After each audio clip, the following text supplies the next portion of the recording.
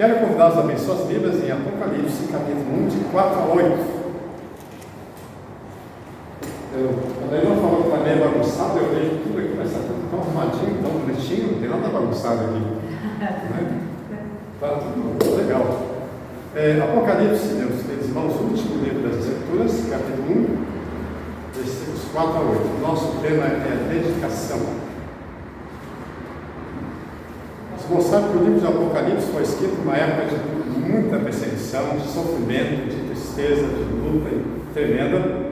Quase todos os discípulos foram mortos ali, até o apóstolo Paulo morreu em 64 décadas, até quando Nero incendeia Roma e coloca a culpa dos cristãos.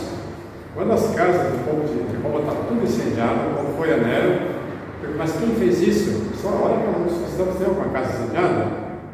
E ele saiu com uma fúria terrível, perseguindo igrejas, matando pessoas, destruindo casas, e os cristãos não se dispersaram por todos os lugares pregando o Evangelho.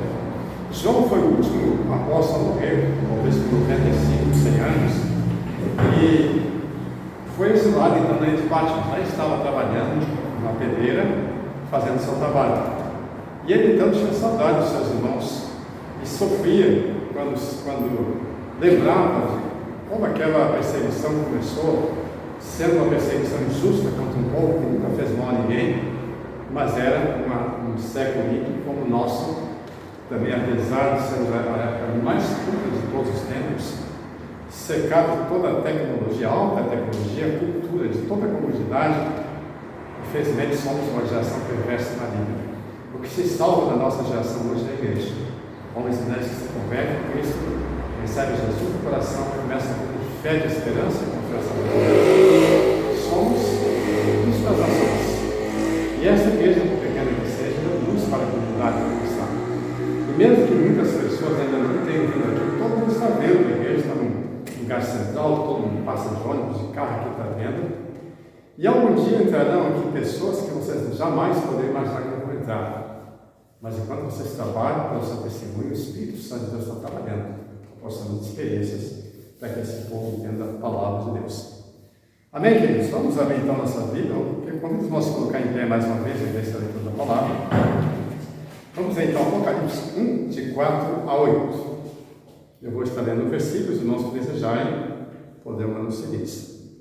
João às 7 igrejas que se encontram na Ásia, graça e paz a vós outros da parte daquele que é, que era e que há de vir, da parte dos 7 Espíritos que se acham diante do seu trono. Sim. E da parte de Jesus Cristo, que é o fiel testemunha, o primogênito dentre os mortos e o príncipe dos reis da terra, aquele que nos amou e em seu sangue nos lavou dos nossos pecados. E nos fez reis e sacerdotes para Deus e seu Pai. A ele seja glória e poder para todos sempre. Amém. Eis que vem com as nuvens e todo olho verá, até os mesmos que o transpassaram, e todos os tribos da terra se lamentarão sobre ele. Sim, amém. Eu sou Alfa e o Ômega, o princípio e o fim, diz o Senhor, que é e que era e que há de vir, o Todo-Poderoso. Amém. Vocês podem sentar? Pai querido, nós somos imensamente gratos pelo privilégio que temos aqui nesta final de dia, nesta noite. Te louvamos por esta amada igreja, que hoje é pequena, mas um dia será grande, numerosa, forte no seu ministério, pois seu alicerce é sólido e vidas hão de se converter nesta casa, e esta casa há de se tornar pequena para o grupo de pessoas que hão de conhecer Jesus. Muito obrigado pela sua liderança hoje. Pastor Rui, Alexandre Dias, Ana Leia Feitosa, seus filhos, que eles tenham boas festas, os protejam, abençoe os guarde, abençoe todas as suas necessidades, a Manelinha, todos os queridos irmãos e a liderança desta igreja que se encontram nesta noite. Recebe o nosso louvor, a nossa adoração. Nós te adoramos em nome de Jesus. Amém. Então nós temos aqui a dedicatória. João aqui dedica essa carta, esse livro, às 7 igrejas da Ásia Menor. 7 igrejas colocadas em grupos estratégicos para compartilhar o Evangelho naquele período de grande perseguição contra o povo de Deus. Nós entendemos que isso aqui foi fantástico. O livro do Apocalipse é o último livro a ser acrescentado e mais polêmico, que as pessoas acreditavam que isso aqui era um insight, que era uma peça, conseguiu entender a simbologia. Mas para quem se entende a simbologia do cristianismo, que é fantástico, é a palavra de Deus. Vamos entender a função de um farol. O farol é colocado nos lugares perigosos do mar para servir de guia aos navios. Se a sua luz falta, os navios podem se perder, mas enquanto brilha fielmente, podem salvar-se dos perigos, os navios ajudando-nos, mostrando o caminho. Olhando para nós que somos cristãos hoje, temos nosso olhar firme em Cristo Jesus, nós temos hoje algo que a igreja primitiva não tinha. Temos algo que as igrejas da Ásia Menor não tinham.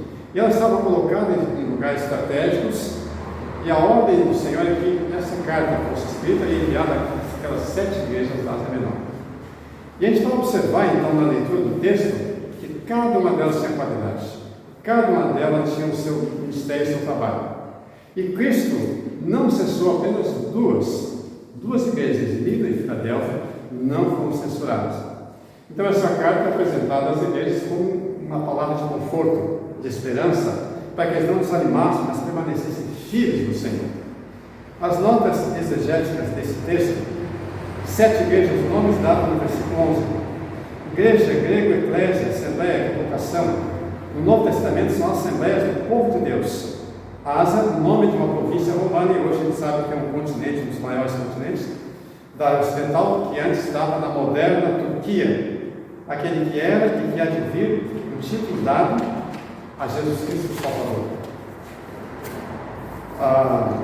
Êxodo 3,15 nos mostra a relação dos 7 Espíritos. Candelabro, 7 Espíritos, o número aplica-se ao Espírito Santo para indicar que o seu poder e sua autoridade são totais. Aquele candelabro que se usava, aquelas hastes à direita e à esquerda, representava a perfeição da luz no meio das trevas. O Espírito Santo é o Espírito da verdade que o mundo não conhece. E é através do Espírito da verdade que nós passamos a conhecer Deus. Através do Espírito da verdade que nós somos capacitados, habilitados, temos entendimento para a salvação das nossas almas. E Cristo queria que João compartilhasse para todas as pessoas. Primogênito dos mortos, Jesus, pela ressurreição, recebeu o primeiro corpo celestial, sendo a primícia dos que dormem, 1 Coríntios 15, 20 a 48. É interessante lembrar, Jesus Cristo é o primogênito dos mortos. Vocês não podem imaginar o que significa a palavra primogênito? É o primeiro dos mortos que ressuscitou e teve um corpo celestial. Daí a gente vai entender muitas vezes algumas pessoas questionando, minha esposa uma dessas. Mas como é que os discípulos não conheceram Jesus quando ressuscitou? Ninguém conheceu. As mulheres conheceram porque elas ouviram a voz quando foram lá no sepulcro. Quando ele fala, Maria, esse Rabi, imediatamente não conheceu. Mas nem deles conseguiu conhecer Jesus, porque o corpo celestial é diferente. Imagine um Jesus maltratado, oprimido, jejuando, mal alimentado. É muito diferente daquele Jesus que ressuscitou dos mortos. Agora ele está perfeito, saudável, como estava lá nas nações celestiais. Então, se algum dia alguém perguntar para você, mas como é que os discípulos não reconheceram? Porque agora estava no seu corpo celestial. A glória revestia Jesus. Reino, Cristo concede aos que aceitam a sua salvação o privilégio de reinar com Ele. 1 Pedro 2,9, deve ser são sacerdócio real, nação santa, povo escolhido por Deus para proclamar as boas novas. O povo pode subestimar a igreja, irmãos, mas nós sabemos que a igreja é poderosa. Não há salvação para ninguém fora da igreja. É através da igreja que saem os cristãos, homens e mulheres, jovens, adolescentes, que pregam o evangelho, que ensinam a palavra, que levam a experiência da salvação, para que outros possam conhecer Jesus e render-se a Jesus. Então somos nós, a igreja é poderosa. E é só a igreja que vai subir ao céu. Nenhuma organização mais vai subir ao céu. Deus fez sacerdotes, conceito de uma nação, como sacerdotal. Se vê Êxodo 19, 6, Atos 1, 6, 1 Pedro 2, 5 a 9, revela-se o privilégio de crentes ter acesso à presença de Deus, vai ser sacerdote. As mulheres cristãs são sacerdotisas do lar.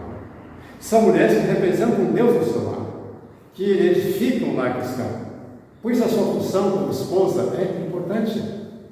Se o marido não é cristão e você é, graças a Deus.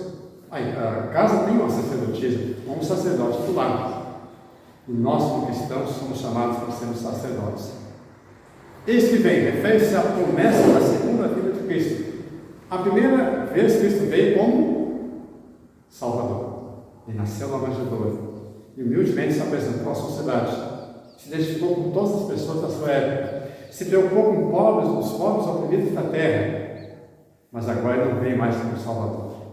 Agora ele vem como juiz. O primeiro ato vai ser levar a sua igreja, arrebatar a sua igreja.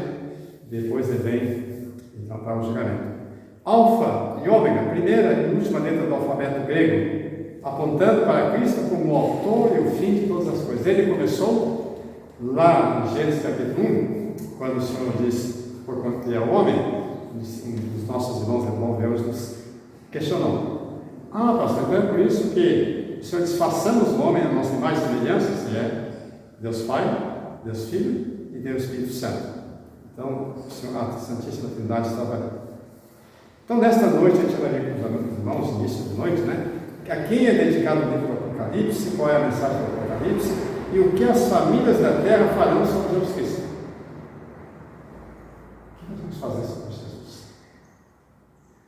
É familiar com os irmãos, alguém que tenha perguntado lá no Novo Testamento, mas quem farei com esse homem?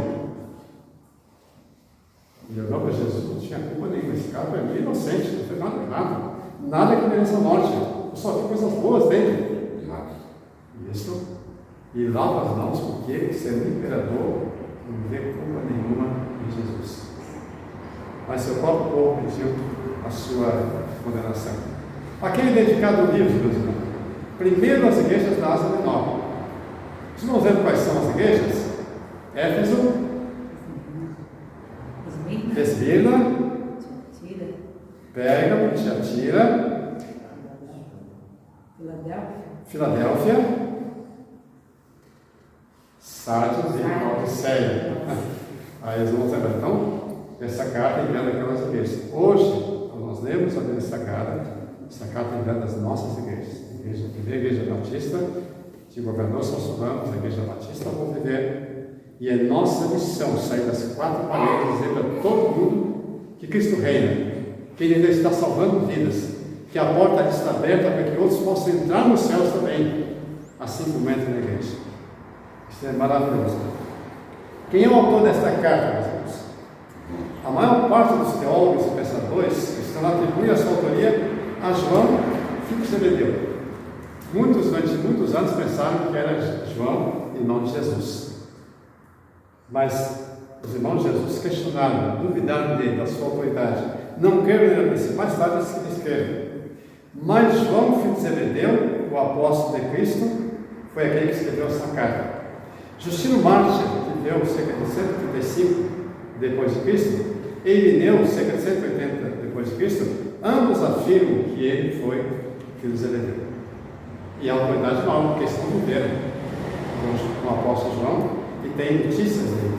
O livro foi escrito aproximadamente em 95 BC pelo apóstolo João, quando se encontrava exilado na ilha de Patmos. Ele recebe a mensagem, seus irmãos da fé já morreram, e ele prepara a carta para enviar às igrejas da Ásia Menor, porque elas precisavam de uma motivação, de um entusiasmo, de entender que não era vã a sua fé, que valia a pena permanecer fiel, que era importante permanecer fiel. E esta carta vinha revelando os mistérios do céu. João vê os céus abertos. E o que ele vê ali tenta transmitir no livro de Apocalipse. João, irmão de Jesus, filho de José e Maria, não foi o autor. João Batista, filho de Zacarias, também não foi o autor. Mas foi João, filho de Zebedeu, que escreveu o livro.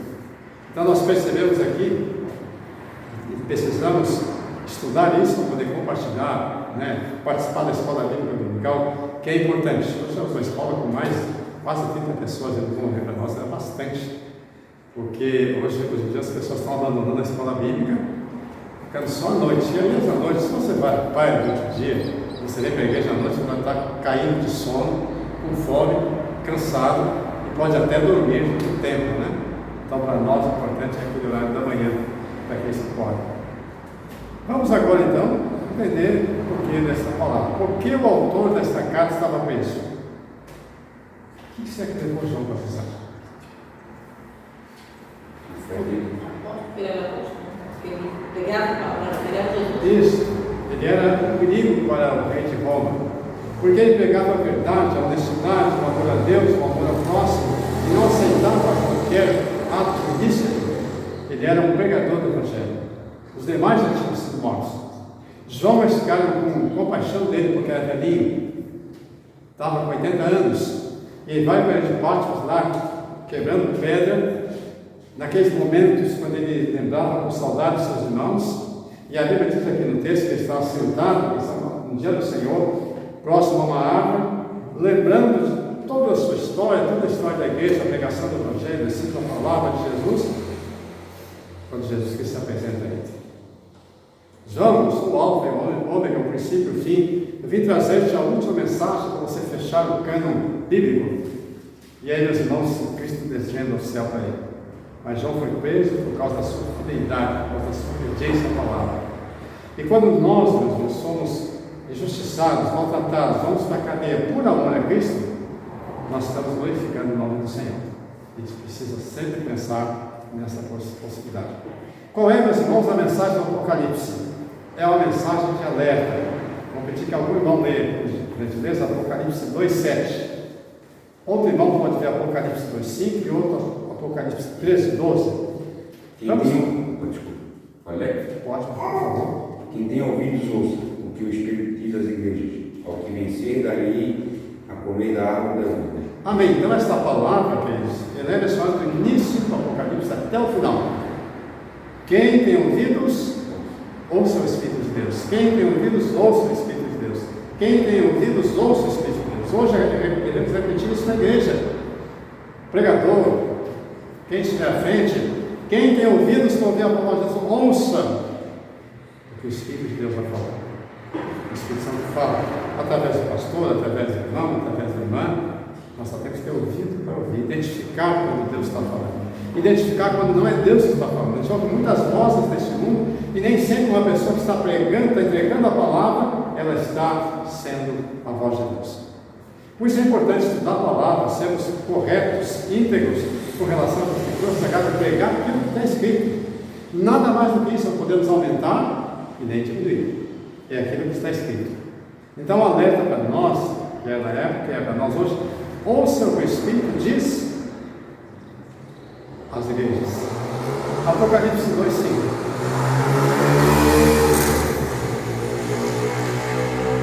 Lembra, pois, de onde caíste e arrependa-te, e pratica as primeiras obras, quando não.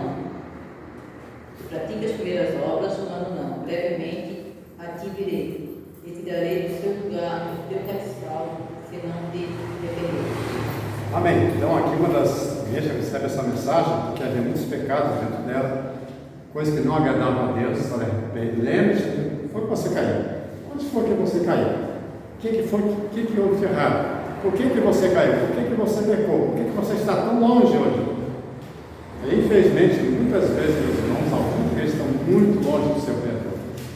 Às vezes, nós nos cansamos por algum tempo. Existe dentro de cada um de nós uma luta tremenda entre a natureza carnal e a natureza espiritual. Quando recebemos Jesus como Salvador e Senhor, quando fomos mergulhados nas águas da obediência à palavra, meus irmãos, a gente tem ainda um pouco da nossa natureza carnal. Toda a sua história, todo o seu passado. Eu me converti com 20 anos de idade. Tinha uma vida pregressa até os 21 anos. Eu não poderia me transformar rapidamente num abrir e piscar de olhos no cristão. Eu precisava passar por experiências que me ajudassem a entender esse grande amor de Deus e crescer na vida cristã, a fim de que a minha natureza espiritual fosse mais forte do que a natureza carnal. E essa é a luta eterna do cristão. Muitas vezes o bem que a gente quer fazer a gente não faz, o mal que a gente não quer fazer a gente acaba fazendo, e a gente acaba caindo na mesma história de Paulo. Isso todos nós, sem exceção. Todos nós pecamos. Qual foi o homem na Bíblia que não pecou? Só ele. Moisés, Abraão, Isaac, já que todos pecaram. Então nós somos pecadores redimidos, alcançados pela graça de Deus. Então a luta é constante entre a nossa natureza carnal e a natureza espiritual, vai ser sempre até morrer. Salomão, que era o homem mais culto da época, a ideia que se tinha dele, poxa, que baita rei, vai ser uma bênção. E foi durante algum tempo, mas na medida que ele esteve, foi aumentando o seu harém, os irmãos, 700 mulheres, 300 concubinas, A Bíblia diz que muitas mulheres corromperam o coração e se prostrou perante os deuses, os ídolos pagãos, e acabou-se. E aquele templo se foi também. Foi totalmente destruído. E o templo onde estava, no local onde estava o templo de Salomão, hoje se chama mesquita muçulmana. Quem sabe, futuramente, vai acontecer uma profecia bíblica, vai ser reconstruído o templo de Jerusalém. Mas é importante salientar, nós sabemos que onde é que nós caímos? Tem que analisar a nossa vida. Senhor, será que eu estou bem? O que há de errado comigo? Quando a gente perde aquela vontade de ler a Bíblia, a vontade de orar, a vontade de estar na casa do Senhor com os irmãos, alguma coisa errada está acontecendo. Diz, Deus, onde é que eu errei? E Deus vai nos ajudar a entender. E esta era a palavra de João a essa igreja nova. Apocalipse 3, 12. 3, 12. A quem vencer, eu farei coluna no templo do meu Deus, e dele nunca sairá. Escreverei sobre ele o nome do meu Deus, e o nome da cidade do meu Deus, a nova Jerusalém, que desce do céu do meu Deus, e também o meu novo nome. Glória! A quem vencer significa, irmãos, que eu e você, cada um de nós, temos uma luta tremenda. Enquanto vivemos nesta terra, meus irmãos, nós vamos estar lutando. A gente luta quando você acorda de manhã, você tem que escolher o lado que você quer se levantar na cama. Às vezes não tem muita escolha, né? Se a cama está encostada na parede, tem que ser um dos lados. Mas é importante lembrar que a nossa luta é constante. De segunda a segunda, nós somos tentados. O adversário tenta lançar dardos inflamados, tem que estar atento. O que é um dardo inflamado?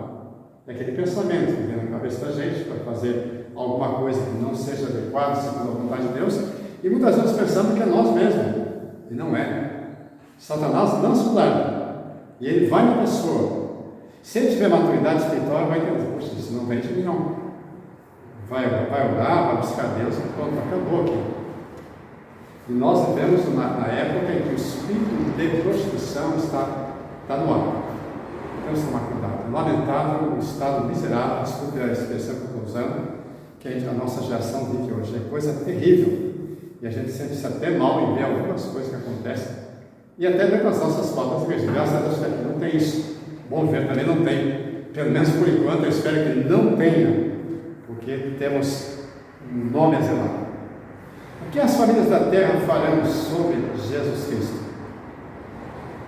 A Bíblia diz o seguinte: as famílias da terra se lamentarão. Por quê? Porque a maior parte delas continua rejeitando. Será que as pessoas que estão no carnaval hoje nunca ouviram o Evangelho? Será que as pessoas que estão no carnaval hoje nunca entraram na igreja? Infelizmente, quase todos eles já conhecem o Evangelho. Alguns deles já foram cristãos. Alguns deles já estiveram na igreja, cantaram em coral, e pastores, diáconos, diaconisas, para nossa vergonha. Quer dizer, não nossa, mas deles mesmo, porque a gente está aqui, nós estamos trabalhando. Vem temporal, vem chuva, vem momentos difíceis, mas a gente está aqui. Então, a quem vencer, Deus toma. Mas as famílias vão se lamentarem. E eles vão dizer: montes e cavernas da terra cair sobre nós, esconder-nos da ira do Cordeiro, porque nós não aproveitamos as boas oportunidades que tivemos. Mas por que rejeitaram? Mateus 10, 32, 33 diz assim: todo aquele que me confessar diante dos homens, também eu confessei diante do meu Pai que está no céu. Mas quem me negar diante dos homens, eu também negarei do Pai que está nos céus. Então, quando você, meu irmão, minha irmã, pega o Evangelho, compartilha a palavra, a gente gostaria que a pessoa se convertesse. Mas a conversão é entre ela e Deus. Eu tenho que chegar lá e dar meu recado. Dei meu recado agora entre você e Deus. Por que a gente fala isso? Porque o cristão não despeja o Evangelho goela abaixo. A gente compartilha, a gente fala, a gente ora pelas pessoas, a gente sofre por elas, mas nunca um cristão derramou o Evangelho goela abaixo. Concorda, amados? A gente compartilha. Mas quando você compartilha, o Espírito de Deus vai trabalhar. E ela vai lembrar: mas há muitos anos atrás, aquela senhora ali chamada Levinha que compartilhou comigo, e eu nunca quis tomar uma decisão, poder aceitar jamais. Eu costumo dizer que a oportunidade é careca. Se você pega para frente, não pega mais, vai embora. Né? Se for da cobertura também, mas precisamos aproveitar a oportunidade que temos ali. Por que rejeitaram? Porque não quiseram. É simplesmente isso. A salvação hoje, meus irmãos, é uma questão de crer ou não crer, de aceitar ou não aceitar. Cada um é livre, mas a salvação é para o mundo inteiro. Porque perseguiram os cristãos. Quantos homens e mulheres na história perseguiram os cristãos? É incontável no mundo. É incontável. Na França, Voltaire levantou uma estátua à deusa da razão e ele apregoava: Deus está morto, Deus morreu, Deus veio este mundo, morreu e deixou a terra entregue ao Deus dará. Mas quando Voltaire adoeceu e foi para o hospital, a enfermeira que tratou até a morte disse: nunca mais na minha vida eu quero tratar de um ateu. Mas por quê? Porque quando aquele homem está à beira da morte, ele tinha repetido: meu Deus, eu desprezei o Senhor, eu rejeitei a palavra, estou indo para o inferno, não tenho mais esperança para mim, não tenho coragem de me arrepender. E ela sofreu com aquilo porque não havia nada que podia fazer. Porque quando ele podia aceitar, ele não aceitou. E agora estava com o coração tão endurecido, fez tanta coisa errada que não tinha mais como voltar atrás. Infelizmente, existem pessoas assim. E nós, quem sabe agora, dentro dessa perspectiva de nova liderança governamental, nós certamente somos um Estado livre, estamos passando perigos terríveis, não sabemos o que vai ser daqui para frente, mas uma coisa nós temos certeza: Deus está no controle de tudo. Então importa que eu e você sejamos fiéis, deixar os nossos cuidados nas mãos do Senhor. Muitas famílias se lamentarão porque viraram as costas a Deus. São 12 anos que fala sobre o ateu, que as pessoas estão desprezando os cristãos, estão matando os cristãos, perseguindo os cristãos, porque desprezaram as boas oportunidades de mudarem de vida, porque preferiram desfrutar da natureza carnal, dedicando suas vidas aos prazeres da carne. É a pessoa que tem problema, meus irmãos, com a natureza carnal, ela ficou mais forte. Então, a maneira como nós vamos alimentar a nossa natureza carnal e a espiritual, ela vai produzir consequências. Por exemplo, se nós temos uma semana inteira, a gente passa uma semana inteira vendo televisão, não fomos à igreja no domingo, não fomos ao culto de oração, não lemos a Bíblia, não olhamos, mas estamos lá vendo filme, vendo novela, vendo jornal, e divertindo com os amigos. Passou uma segunda semana, terceira semana, quarta semana, aí você já está começando a se afastar dos caminhos do Senhor. Então a natureza estará mais forte. Aquele cristão que lê a sua Bíblia diariamente, aquele cristão que ora, aquele cristão que dá o seu testemunho, aquele cristão que sustenta a obra com seus dízimos de oferta, aquele que lê bons livros, aquele que pratica o bem, qual desses dois cristãos estarão mais fortes? Aquele que dedicou-se à sua vida devocional ou aquele que dedicou-se às coisas seculares? Qual deles vai estar mais forte? O que se dedicou a Cristo falou no seu ministério de que vale a um homem ganhar o mundo inteiro e perder a sua alma. Então nós temos que lembrar: Deus não nos priva das coisas boas da vida. Você pode trabalhar, estudar, ingressar na faculdade, ter um ótimo salário, comprar sua casa, comprar seu carro. Nada disso é pecado. Você pode. Se você trabalhou, se você lutou, você precisa ter os privilégios que fazem jus ao que você fez. Agora, se isso tornar impedimento para o meu crescimento espiritual, se isso me impedir de fazer o serviço do Senhor, aí é outra história. Então, eu posso desfrutar de todas as regalias que o Senhor me proporciona, através do que eu fiz, do que eu estudei, do que eu plantei. É o dever de Deus se alegre. E eles mais, meus irmãos, quando os discípulos perguntam: Senhor, poxa, nós deixamos nossa família, nossos bens, nossa casa, o que a gente vai receber de recompensa? O Senhor é bem mais: olha, não há ninguém que tenha deixado tudo por minha causa, pai, mãe, irmãos, amigos, bens materiais, que não receba no futuro 1000 vezes mais e depois ainda a vida eterna. Então vale a pena servir a Deus. É o que Paulo fala em Romanos, 1 Coríntios 15:50. Portanto, queridos e amados irmãos, sede firmes e constantes, sempre abundantes na obra do Senhor, porque o vosso trabalho não é vão no Senhor. Então vale a pena ser fiel, meus irmãos. E nós temos que entender essa prioridade. E essa apresentação do Apocalipse vai nos trazer revelações extraordinárias desse capítulo 1 até o final. Então nós precisamos ter essa consciência da importância da pregação do Evangelho, do ciclo da palavra, do estudo da Bíblia, esse momento de adoração. Esse momento que estamos aqui é maravilhoso. Amanhã, segunda-feira, você vai chegar em casa, depois temos uma boa escola, um bom culto, lá nos irmãos, oramos, cantamos, louvamos a Deus, estamos iniciando uma semana, com a graça de Deus. Você pode ter certeza que você que apresentou o seu culto domingo, esteve lá presente, com o coração aberto, com amor no coração, você vai iniciar uma semana com a graça do Senhor. Não existe nada melhor do que isso. Então é preciso a gente ter essa consciência da importância da palavra de Deus. Uma experiência importante aqui. Permanecendo em sono, um marinheiro ouviu um angustiante grito: um homem caiu no mar. Ó Deus, gemeu, eis que alguém está em grande perigo, e eu, ser inútil, estou aqui deitado. Tem compaixão desta pessoa, nada posso fazer por ela, mas tu és poderoso, ó Deus. E enquanto falava, colocou involuntariamente, distraidamente, uma lanterna através da vigia do seu quarto e prosseguiu a sua oração fervorosa. Aquela lanterna refletiu sobre o mar. Aquele homem dormiu e no dia seguinte ele ouviu um comentário: olha, o marinheiro caiu no mar e foi salvo graças a um farolete de luz que iluminou o caminho dele e pôde ver um bote salva-vida e ele foi salvo. Aí foi aquele homem que estava orando. Ele não podia fazer nada, estava doente, estava enfermo, mas ele orou por ele. Aquela luz que irradiou do aposento dele para o mar foi a salvação daquele marinheiro que ia morrer afogado. Quem sabe, meus irmãos, em alguma festa da sua vida, da sua casa, da sua experiência de vida, algum dia essa luz vai brilhar. E pessoas que você nunca viu na vida, talvez nunca vai ver, mas vai saber, foram salvas porque ela perceber essa luz que irradiou de você. Então a apresentação do Apocalipse tem esse objetivo: é acordar a igreja, despertar a igreja, chamar a atenção da igreja para a importância que ela tem hoje. Ninguém mais prega o Evangelho que não seja igreja. Essa é a minha, é a nossa responsabilidade. Nós somos a grande comissão. Precisamos ir fazer a nossa parte.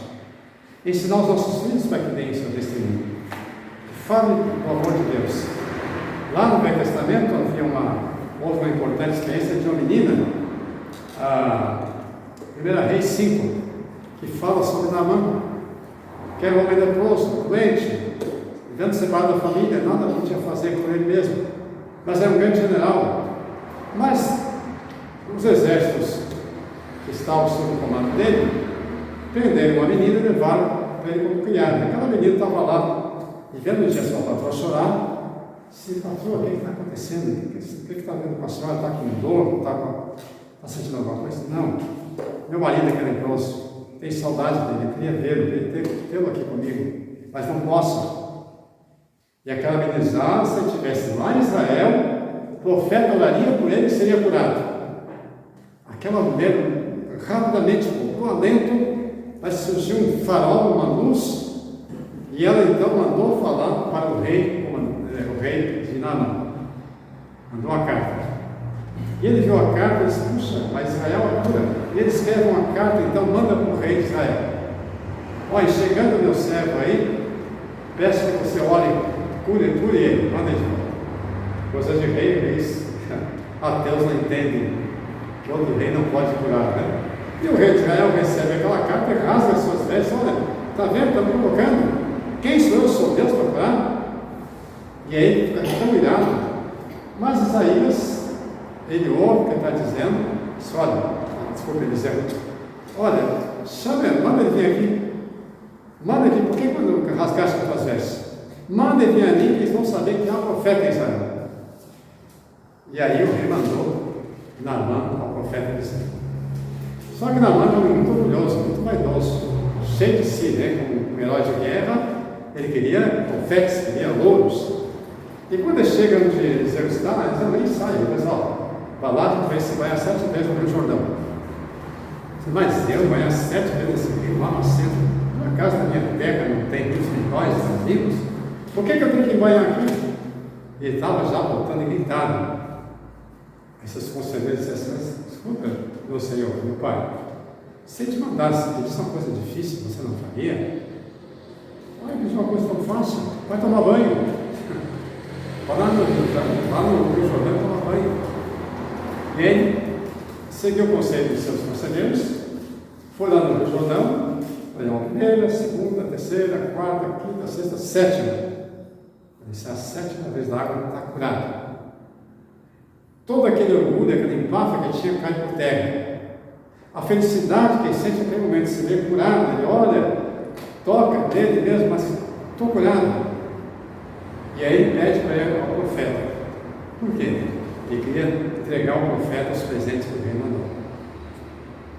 Ele disse: ó, está aqui esses mundos, ouro, prata, ovelhas, vacas, eu quero dar ao Senhor como pagamento. Ele disse: não, pode levar tudo que você tem, não quero nada, vai em paz. Ah, mas não quero nada, eu sou um servo do Senhor, não preciso de nada.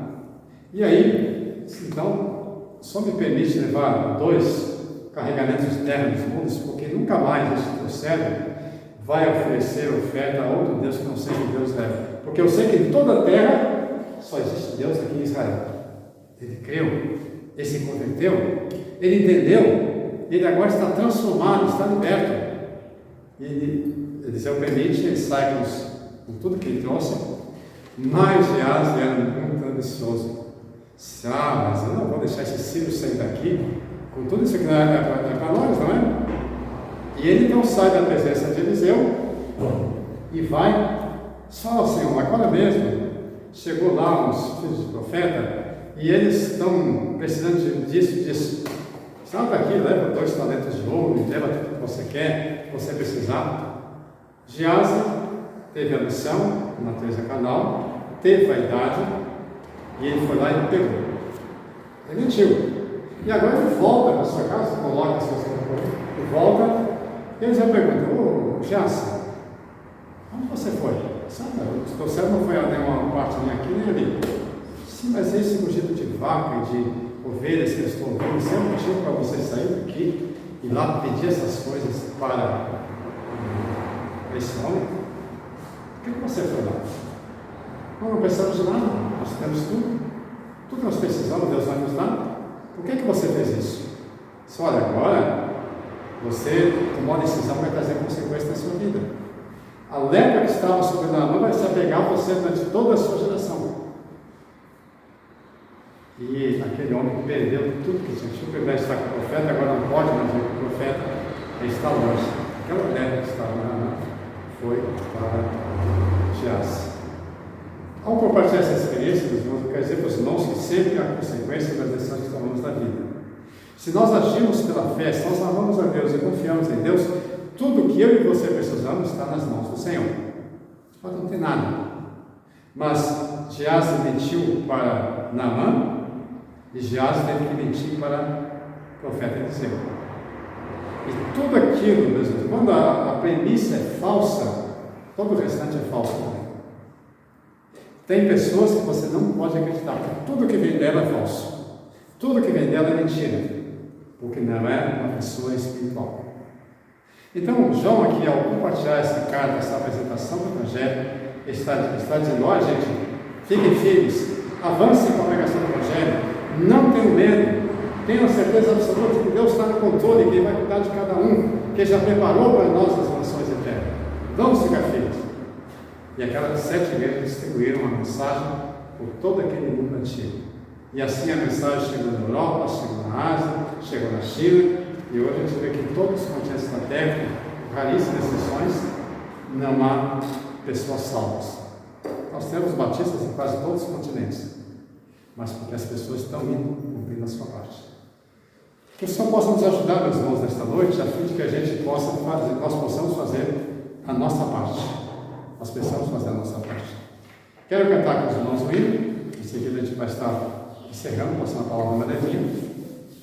Depois do hino, o senhor pode fazer a oração sacerdotal encerrando.